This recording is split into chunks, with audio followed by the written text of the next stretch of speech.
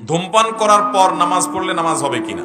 ধূমপান করার পর যদি আপনি নামাজ পড়েন, নামাজ সব যদি ঠিকঠাক মতো করেন, তাহলে নামাজ কাগজে কলমে হয়ে যাবে, আইনত হয়ে যাবে। কিন্তু মসজিদে গিয়ে যদি আপনি ধূমপান করার পর মুখ পরিষ্কার করা ছাড়া যান, তাহলে আপনার এই মুখের দুর্গন্ধে আশেপাশে মানুষের কষ্ট হবে কি হবে না? শুধু মানুষের কষ্ট হবে না, ফেরেশতাদেরও কষ্ট হবে। একজন নেককার আল্লাহওয়ালা খুব বয়স্ক মুরব্বী মানুষ, ধরেন মক্কা শরীফের ইমাম সাহেবকে আপনি পাইছেন, মদিনা শরীফের ইমাম সাহেবকে পাইছেন, কিন্তু আপনার কোনো কাজে উনি কষ্ট পাইছেন, আপনার কাছে কেমন লাগবে জিনিসটা?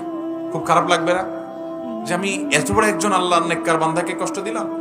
যারা ধূমপান করে মসজিদে যান নামাজ পড়তে, তারা ওই মক্কা মদিনার ইমাম সাহেব না, স্বয়ং আল্লাহর ফেরেশতাদেরকে কষ্ট দেন।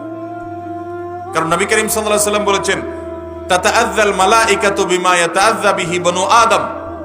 মানুষ যেসব বিষয়ের কারণে কষ্ট পায়, ফেরেশতারাও সেগুলোর কারণে কষ্ট